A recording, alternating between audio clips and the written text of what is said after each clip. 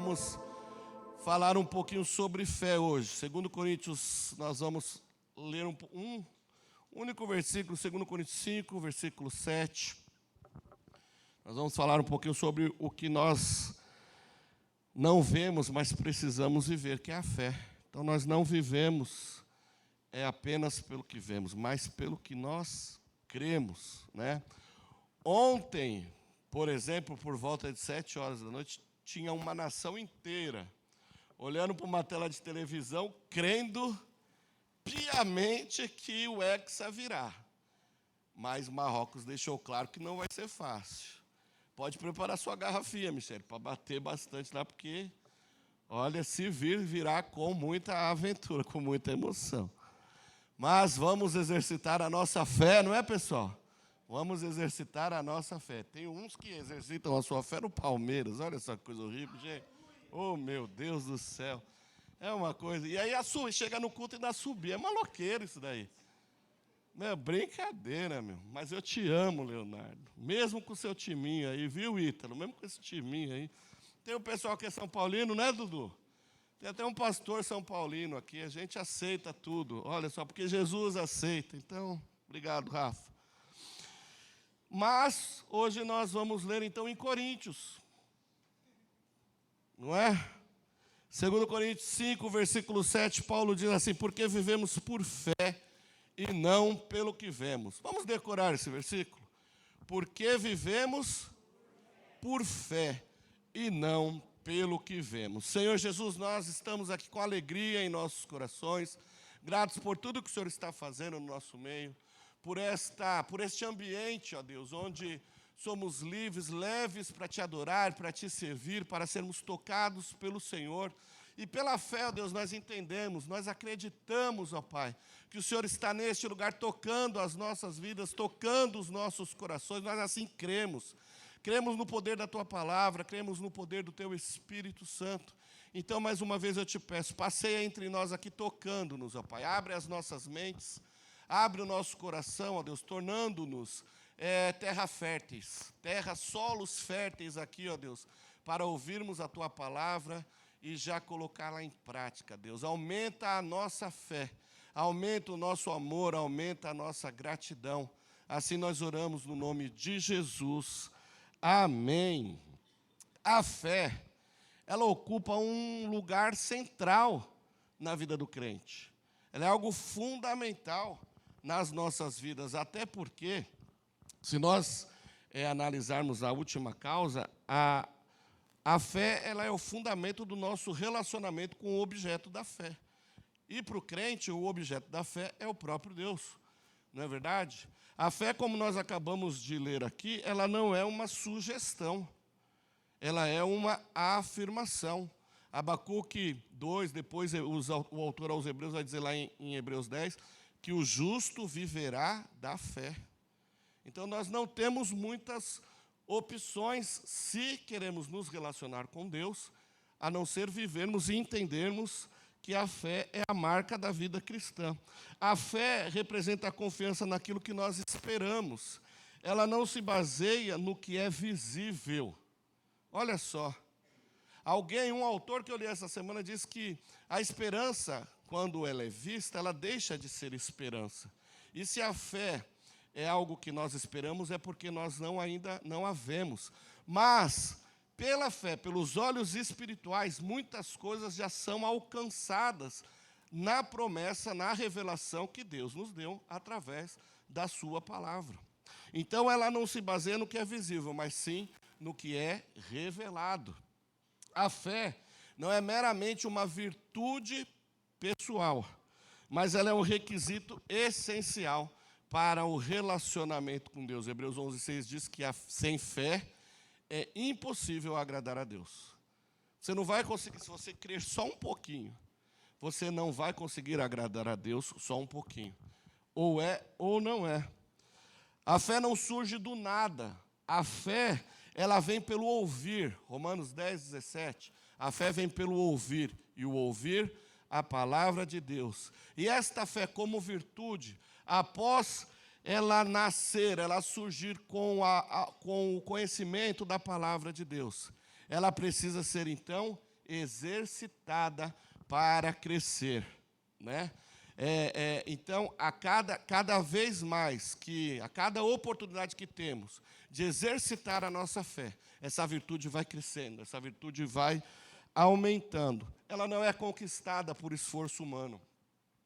Ela faz parte do processo de salvação. Efésios 2, 8 e 9. Porque pela graça sois salvos por meio da fé. Então, irmãos, nós vamos entender que, em alguns momentos, é difícil vivermos 100% na fé. É difícil vivermos inteiramente da fé. Mas vamos entender também, Champlin diz que no Novo Testamento existem 3 dimensões, é citado 3 dimensões da fé. E é legal nós entendermos isso para podermos falar um pouquinho mais sobre a fé que nós precisamos exercer nas nossas vidas. Champlin vai dizer da fé objetiva, que é o próprio ato, é o próprio momento, o movimento da fé. O objeto da fé é Deus, então a fé objetiva é crer em Deus. A fé como virtude é um dom, né, que Deus nos dá, mas ela precisa ser exercitada para crescer.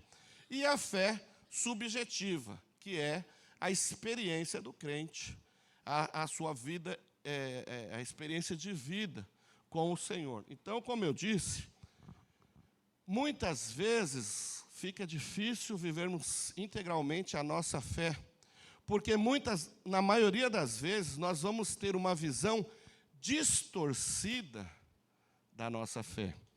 E muitas vezes nós nos contentamos em vivermos desta maneira distorcida. Deixa eu tomar uma água aqui, porque terça-feira, no começo da semana, ali na minha rua, lá no Jardim de Abril, o demônio da virose passou por lá e parou na minha casa. Então, desde terça-feira nós estamos ruins lá, estamos sarando, estamos melhorando, mas repreendemos, não estamos ficando bom. Não foi nenhum demônio, gente, foi a virose mesmo, tá certo? Para nós entendermos um pouquinho da nossa fé, que às vezes está distorcida, em detrimento daquilo que foi dito da fé objetiva, nós podemos pensar um pouco na nossa fé seletiva. A fé seletiva, ela é uma distorção daquela fé que é objetiva. E o que é a fé seletiva? É a fé que até confia em Deus. É a fé que acredita em Deus, mas escolhe os aspectos de Deus em que quer confiar. Ou seja, eu creio em Deus enquanto as coisas estão indo bem. Mas se as coisas começam a apertar um pouquinho, aí a minha fé já começa a esmorecer. Eu creio em Deus enquanto Ele está me respondendo de acordo com aquilo que me agrada. Quando a resposta dele for um não, um aguarde, um espere, a minha fé já começa a esmorecer. Não foi assim com Saul? A fé seletiva, ela é uma fé que crê apenas no que lhe é conveniente. É uma submissão parcial. Saul foi assim, né, lá em 1 Reis 15, quando Deus manda ele destruir os amalequitas, e realmente ele destrói os amalequitas, mas guarda os melhores bois, as melhores vacas, e ele é esperto, né? Porque aí quando Samuel aparece por perto dele para questionar, Deus não falou para você eliminar tudo? Aí o que ele fala? Não, profeta, mas eu guardei os bois e as vacas aqui para sacrificar ao Senhor.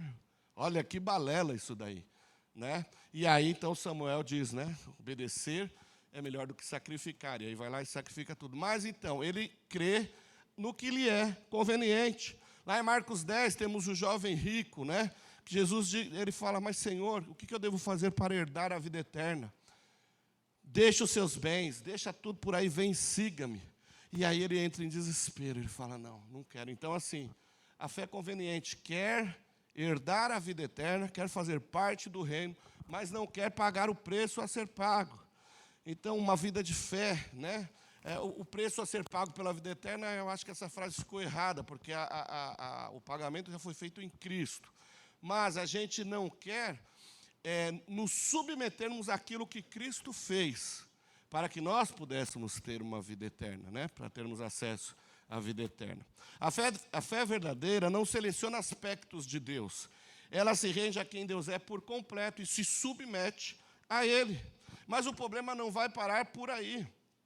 A questão aqui é que, mesmo quando nós não rejeitamos as partes de Deus, ainda podemos falhar no desenvolvimento da nossa fé.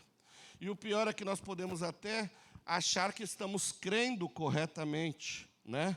Mas permanecemos estagnados, com a nossa fé estagnados. E aí veio a segunda distração da fé, que é a fé estagnada.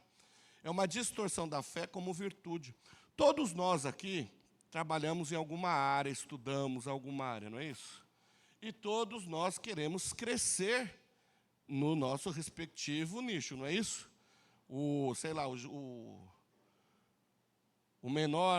É menor aprendiz que fala ainda? O menor aprendiz, o jovem aprendiz, ele entra no mercado de trabalho, ele quer ser efetivado, quando efetivado ele quer ser promovido, e assim vai, não é isso? A pessoa que entra na faculdade, no colégio, na escola, no primeiro dia de aula já está pensando na formatura, não é isso? Então, assim, nós sempre estamos pensando, precisando crescer. Com a fé é a mesma coisa. Nós precisamos, então, vivermos uma fé ativa. Nós precisamos viver uma fé que cresça. E, por isso, precisamos viver uma fé prática, não teórica. A fé prática, ela ofende a fé teórica. Porque a fé prática, ela cresce, ela expande. E a teoria é só teoria, ela vai ficar estagnada. Então, a fé estagnada, ela nos impede de vivermos o melhor com o Senhor.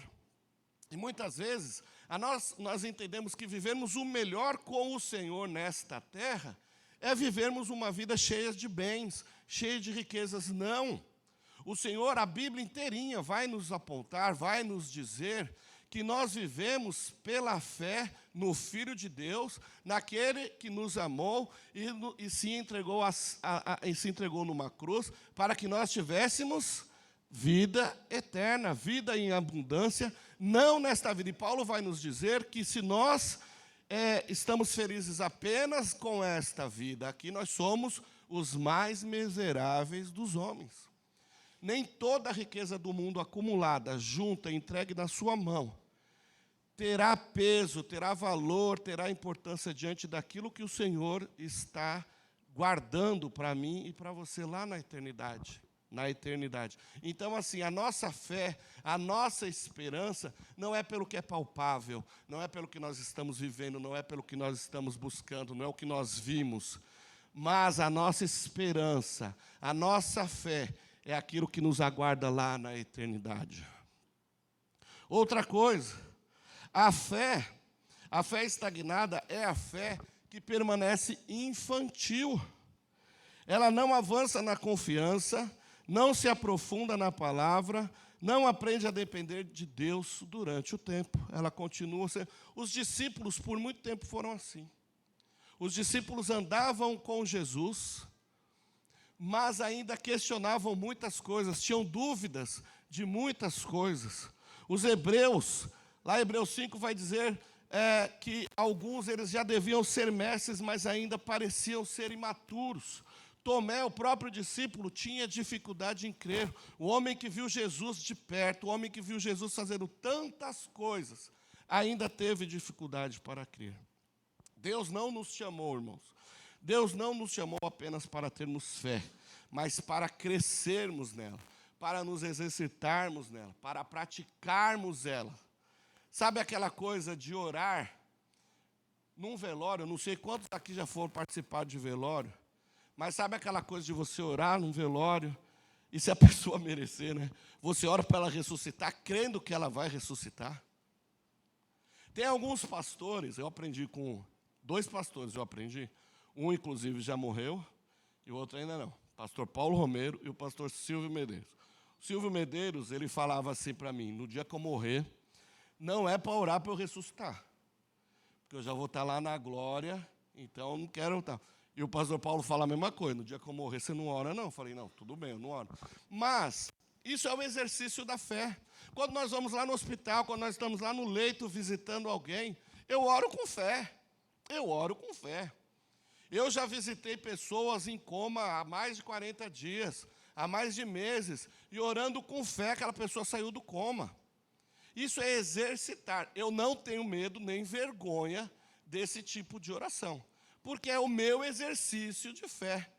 Claro que às vezes nós oramos e nada acontece e está tudo bem. Mas quem ganha com isso somos nós, porque nós crescemos em fé. Primeira vez que eu tive uma experiência por conta disso, eu saí correndo. Eu estava num ambiente fechado, eu estava no horário de almoço lá no banco, eu estava num posto, e eu estava orando, eu acho que eu já contei isso lá no GC. E eu estava orando, Senhor, aumenta a minha fé, Senhor, me dá poder, Senhor, isso, Senhor, aquilo, Senhor, me toca. E eu tinha a mania de, na hora do almoço, eu fechava a sala e apagava a luz, porque aí os crentes passavam, viam que estava apagado, não me atrapalhavam no meu momento de oração. Gente, aí teve um dia que eu estou lá orando. Senhor, me dá poder, e não sei o que, e toca a minha vida, e faz isso e tal. Gente, o Espírito Santo passou a mão na minha cabeça assim. E quando passou, Lívia, eu saí correndo, eu acendi a luz e falei, uau, funciona, é verdade. Quando nós buscamos o poder de Deus, quando nós exercitamos a nossa fé, acontece. Aí, a partir daí, então, a minha fé deu um outro nível.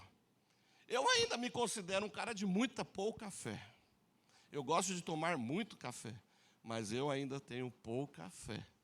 Mas precisamos buscar mais do Senhor, porque eu creio que nós temos muito a crescer, muito a crescer, muito a crescer. Por isso que quando eu estou lá no hospital orando, eu oro com fé, porque eu creio que o que o Senhor tiver que fazer para aquela vida, o Senhor vai fazer.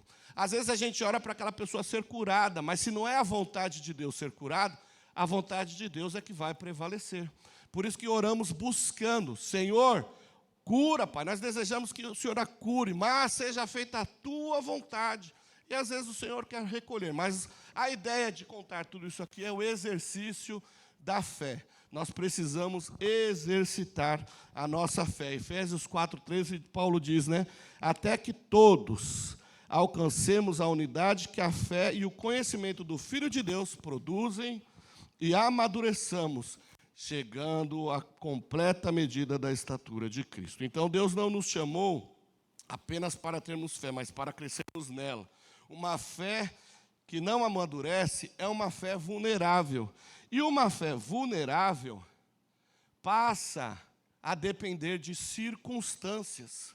E aí nós vamos por uma terceira distorção da fé, que é a fé circunstancial.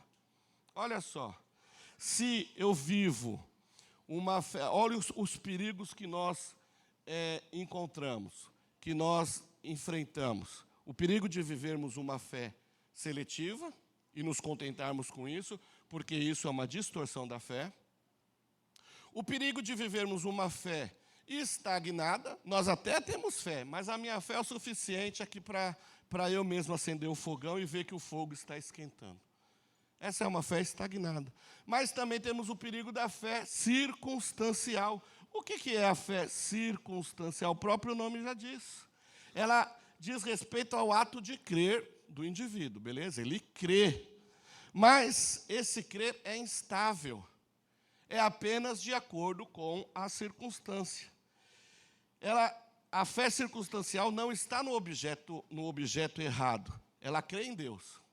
Mas ela está na forma errada de crer. É aquela fé que crê em Deus, mas oscila conforme a circunstância. Crê enquanto tudo está bem, mas oscila no primeiro momento em que surgem as dificuldades. Revela não um problema no objeto da fé, mas na firmeza daquele que crê. Então, nesse caso, nós vamos ver que a fé é revelada como uma fé fraca.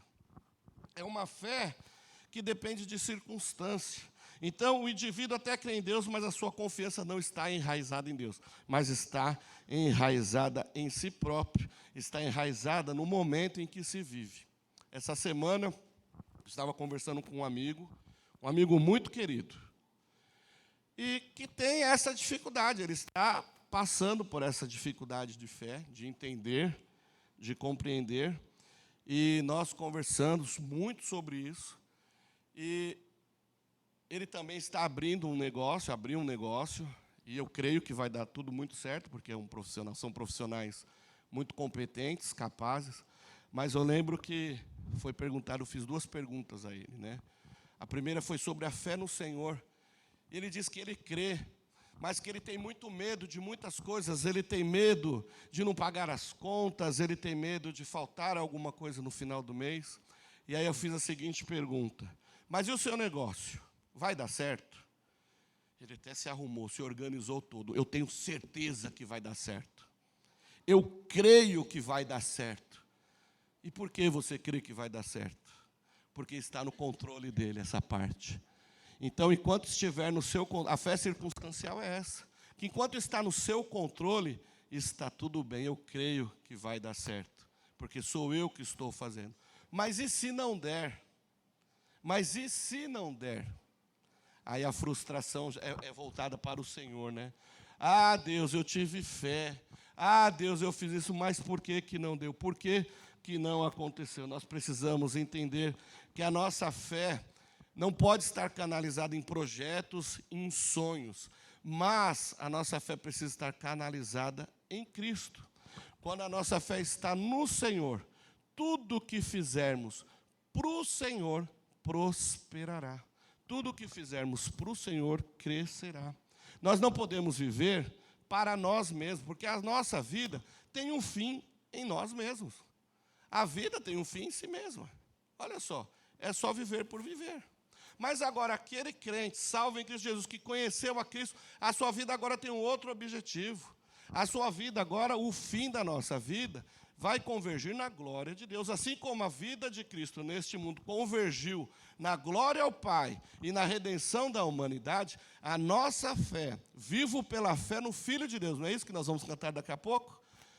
Vivo pela fé no Filho de Deus. Então, esta fé vai convergir em Cristo. Então, a nossa vida deixa de ser uma vida com fim em si mesmo para ser uma vida voltada com fim em Cristo, para a glória de Deus. Está fazendo sentido até aí? Posso ouvir 3 améns? Oh, amém. Então, a gente precisa voltar e olhar para o Senhor.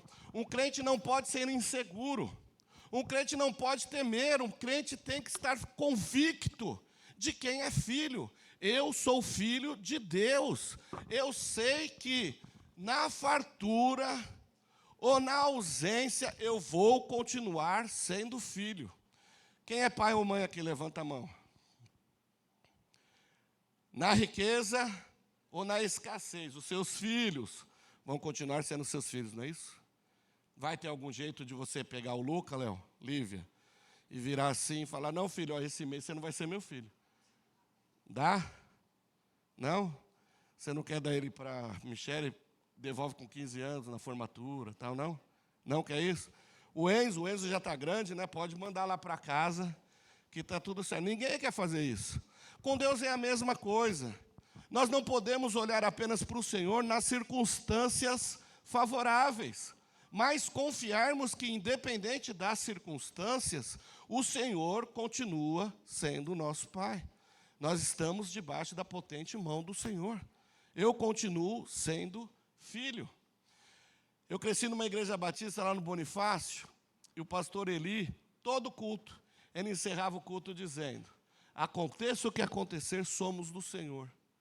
Então, todo culto durante a minha infância e adolescência eu dizia isso: aconteça o que acontecer, somos do Senhor. E Ele vai suprir. O salmista vai dizer que nunca viu um filho, um justo, né, mendigar o pão. É que nós estamos muitas vezes condicionados neste mundo por conta do mundo, por conta de uma mente pós-queda, né? Nós estamos condicionados a entendermos que prosperidade e fartura são bens e riquezas. Mas a Bíblia, quando está nos dizendo sobre fartura, é fartura de experiências com Deus, é fé em Deus. Nós daqui a pouco vamos ler e falar um pouquinho sobre Hebreus 11, o que aconteceu com homens que simplesmente acreditaram, não pelo que viram, mas pelo que ouviram, e a voz do próprio Deus. Então nós não podemos olhar para a circunstância. Os mais antigos aqui devem lembrar uma música que diz assim: não olhe as circunstâncias, não, mas olhe o seu amor, não me guio por vistas. Olha só, eu não me guio por vistas, eu me guio pela fé. Então, nós podemos ter uma fé que escolhe no que crer, nós podemos ter uma fé estagnada que não cresce, nós podemos ter uma fé que não resiste às circunstâncias, mas nenhuma dessas dimensões de fé, né, é a que a Bíblia descreve como padrão da vida cristã. E qual é o tipo de fé que a Bíblia nos ensina a termos? Uma fé que nasce no nosso coração quando alinhado com a mente de Cristo. É neste lugar que nós encontramos fé suficiente para cada necessidade. Uma fé que sustenta, que transforma e que permanece, olhando para Cristo, o autor e fundador da nossa fé. É olhar para o Senhor. Como que nós podemos ver o Senhor hoje se Ele empiricamente não está aqui? Através do seu Evangelho. Aliás, o seu Evangelho são narrados por quatro óticas diferentes, que nós podemos estudá-la e conhecer aquilo que Cristo vem nos ensinando desde sempre. Então nós temos como ver Cristo pelo seu Espírito Santo através da leitura do Evangelho, né? E conhecermos a mente de Cristo, ou pelo menos tentarmos conhecer a mente de Cristo, né? Outra coisa, essa fé ela não é teórica, é uma fé que se manifesta, é uma fé que crê no sobrenatural, que busca. Às vezes a gente se acha até meio bobo, mas é uma fé genuína que ela se manifesta. E aí o que acontece? Ela se desenvolve quando nós acrescentamos obras que refletem o caráter de Cristo, mostrando no dia a dia o que realmente cremos. É o que eu falei, por exemplo, de capelania. Eu faço capelania há mais de 30 anos, então eu vivo muito esse tipo de experiência. Esta fé, ela também exige um coração livre. Ela exige um coração fora, longe do egoísmo, livre do controle, livre de viver para si mesmo, porque é somente um coração rendido que a fé encontra espaço para crescer e permanecer. Enquanto a fé circunstancial que eu tenho estiver ocupando lugar no meu coração, a fé plena, ela nunca vai conseguir agir na minha vida. Enquanto eu não largar, né, às vezes a gente entrega para o Senhor, né? Senhor, está aqui a minha situação, está aqui o meu problema, estou te entregando, está aqui. E aí na hora que Deus pega, você não larga, né? Você fica segurando, você fica aqui. Não, é largar, é deixar. Senhor, o problema está aqui, resolva. É a oração que eu aprendi a fazer com o pastor Paulo Romero também. Senhor, eu quero ver como que o Senhor vai resolver esse problema. Essa oração é fantástica. Senhor, eu quero ver, né, Fê? Senhor, eu te ensinei isso também, né? Quero ver como que o Senhor vai se sair dessa. Eu quero ficar aqui assistindo, eu quero ver como que o Senhor vai se sair dessa. E é legal nós vermos isso, porque isso é dependência.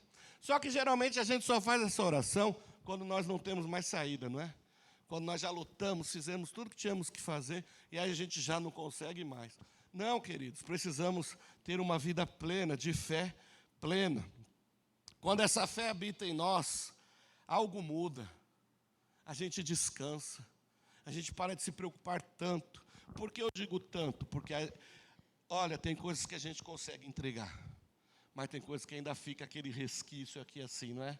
Então, assim, mas a gente precisa aprender a descansar, a gente precisa de liberdade, a gente precisa de segurança, a gente precisa de paz. E nós só vamos encontrar quando nós entregarmos 100% ao Senhor todas as nossas angústias, preocupações, ansiedades, a nossa vida por completa, o emprego, namoro, relacionamento, finanças. Quando nós entregamos tudo nas mãos do Senhor e olhamos para Ele, lembrando que somos mordomos de tudo aquilo que possuímos hoje, porque tudo é dele, aí a gente vai administrar de uma maneira melhor.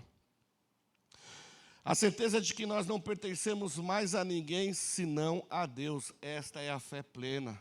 A convicção de que estamos guardados pelo Pai. É a fé que nos sustenta em todas e quaisquer circunstâncias. em todas e quaisquer circunstâncias. Essa é a fé que nos faz viver não pelo que vemos, mas pelo que cremos. Lucas 18:8. Quando o Filho do Homem voltar, porventura, achará fé na terra? E essa semana, pensando nisso, eu me coloquei nessa pesquisa.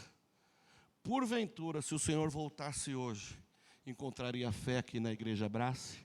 Encontraria fé na minha vida? Encontraria fé na sua vida?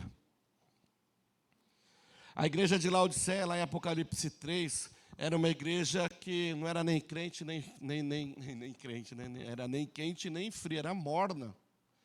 E essa mornidão, ela desagradava Cristo.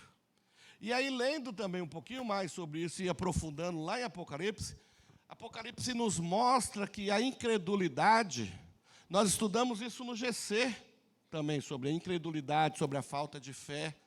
A incredulidade é um pecado tão grave que os incrédulos, Apocalipse 21, vai dizer que os incrédulos, juntamente com os corruptos, com os homicidas, com os pedófilos, né?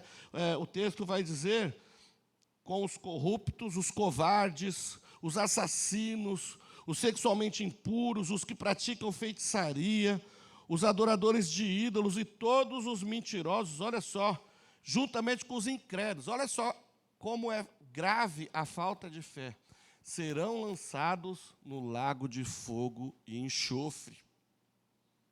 Serão lançados no lago de fogo e enxofre. Mas nós na Bíblia, nós ainda encontramos não apenas palavras de juízo, porque esta é a certeza daqueles que não estiverem em Cristo. Mas a palavra de Cristo também nos mostra que a fé plena, ela produz coisas boas e garantidas. Ela nos garante o céu.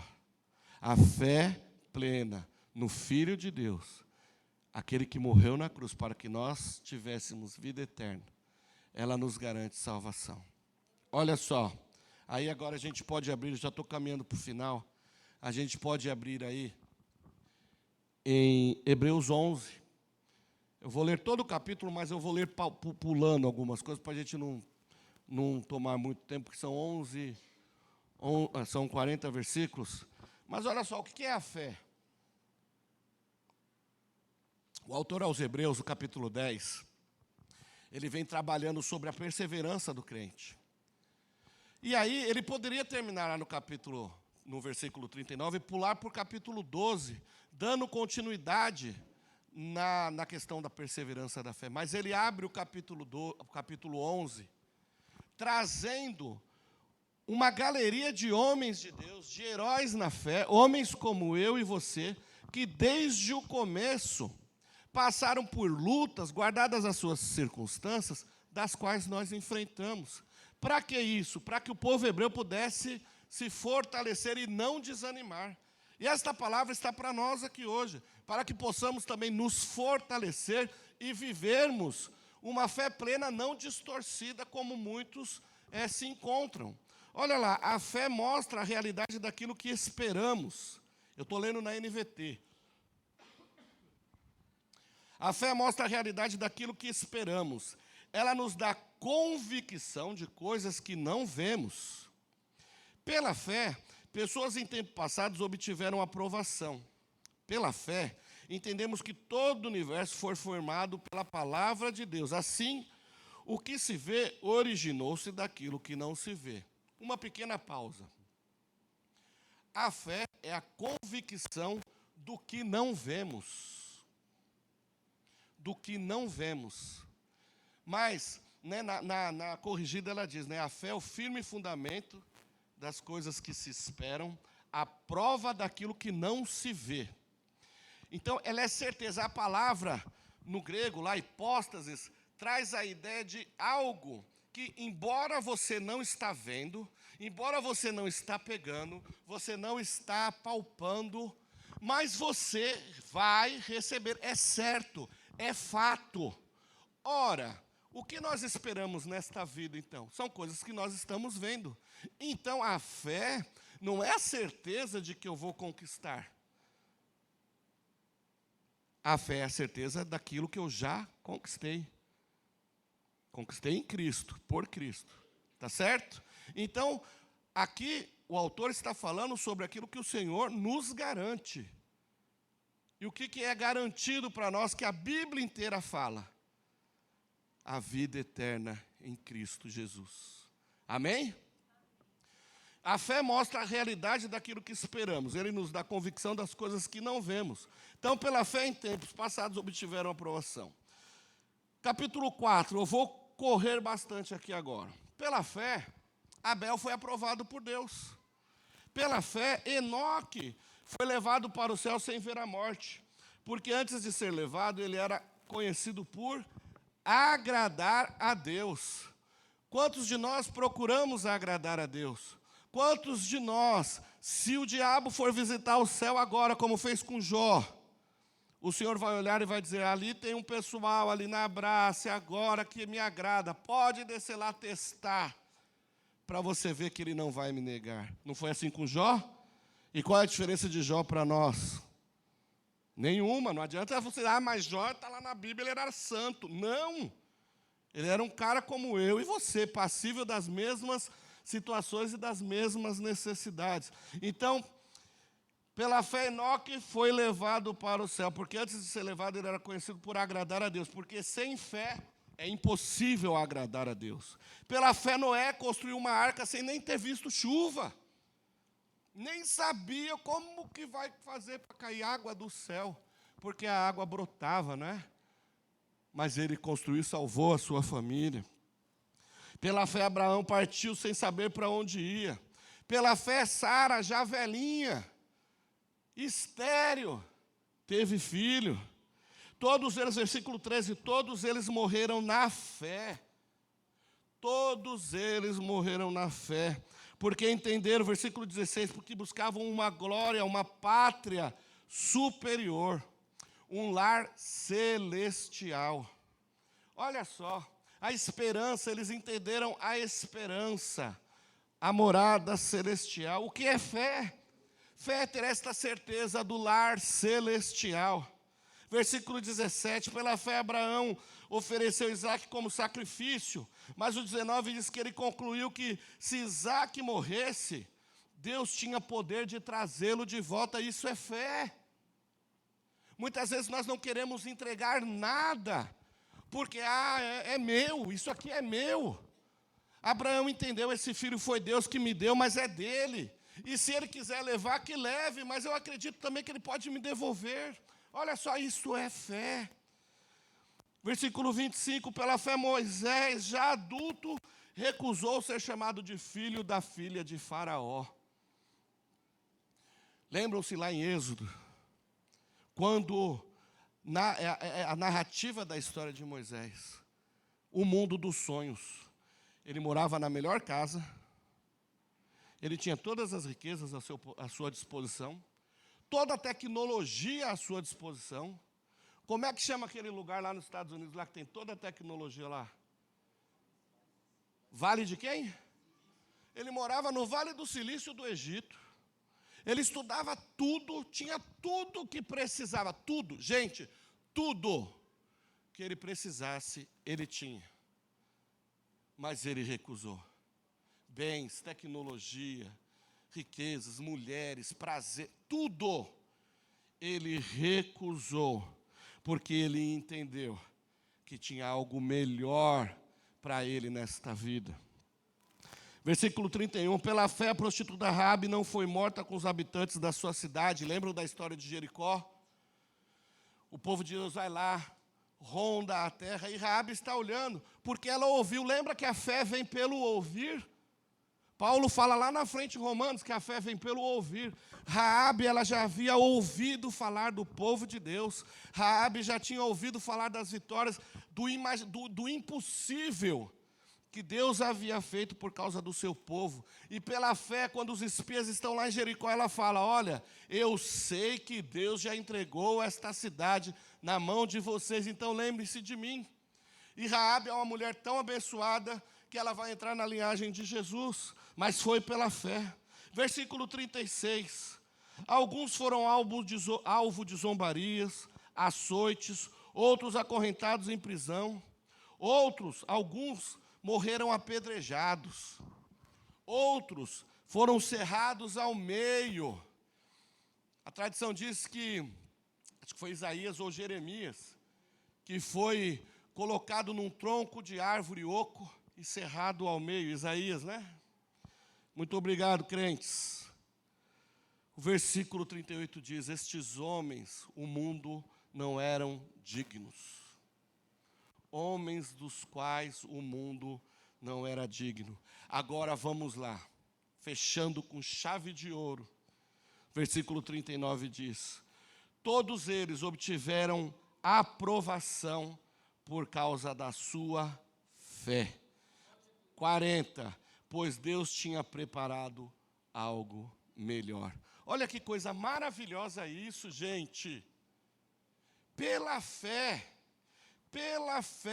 uma fé sem distorção. Eles olharam para a promessa dada por Deus, e eles foram em frente. Eles caminharam, morreram, talvez nessa vida, olhando para aquilo que não aconteceu, mas quando chegaram lá, eles puderam contemplar. Deus tem algo muito melhor. Deus tem algo muito maior preparado para nós, preparado para mim e para você. Se nós colocarmos os nossos olhos no Autor, se nós olharmos para Cristo, lançando sobre Ele tudo que temos, será para Ele, para a glória dEle. E aí poderemos fazer o que fizermos aqui, sempre tendo como fim, vai redundar na glória dEle. Então o meu negócio será para o Senhor. O meu ministério será para o Senhor. O meu trabalho será para o Senhor. O meu relacionamento, o meu namoro, enfim, tudo que fizer será para o Senhor e vai glorificar o nome dEle. Nós somos chamados para algo maior. Nós não vivemos simplesmente por viver.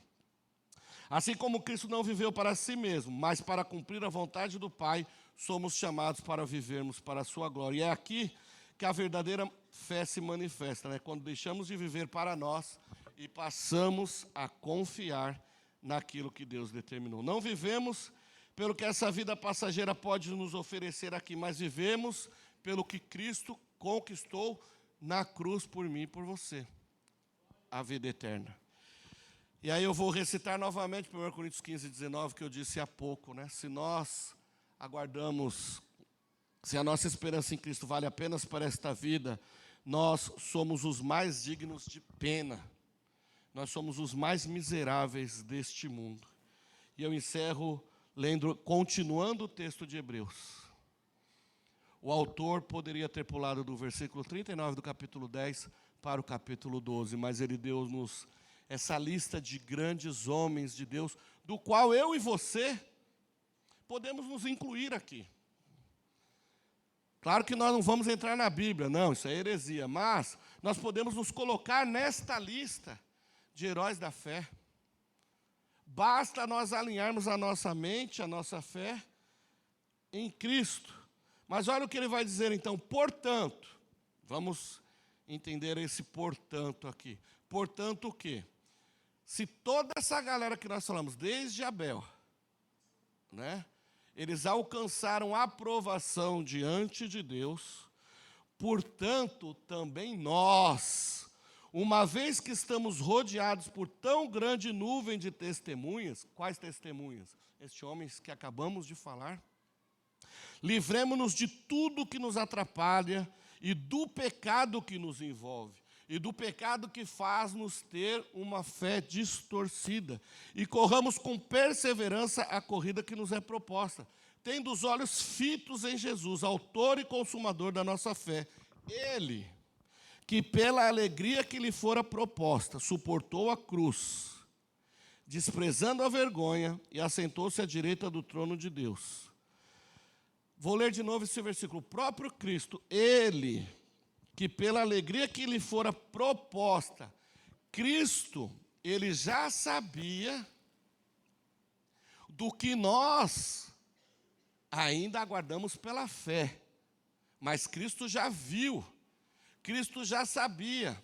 E ele sabia que nenhum peso, nada neste mundo lhe traria maior alegria do que aquilo que nós vamos receber, que nós ainda não vimos, mas cremos. E por esta alegria, então, ele suportou a cruz, esquecendo a dor, esquecendo a vergonha, esquecendo a zombaria, por alegria, por mim e por você. Ele carregou todos os nossos pecados, suportando aquela cruz, e assentou-se à direita de Deus. Pensem bem naquele que suportou tal oposição dos pecadores contra si mesmo, para que vocês não cansem e nem desanimem.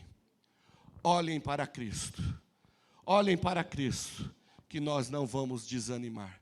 Nós vamos chorar, nós vamos sofrer, nós vamos nos irritar, sim, muitas vezes esmorecer, mas vamos continuar olhando para Cristo, porque Ele vai estar segurando na nossa mão, Ele vai estar conosco firme. Não vamos desanimar.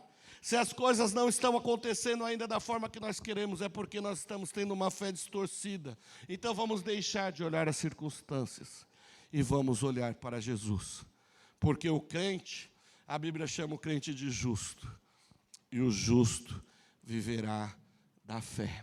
Amém? Coloque-se em pé que eu quero orar com você.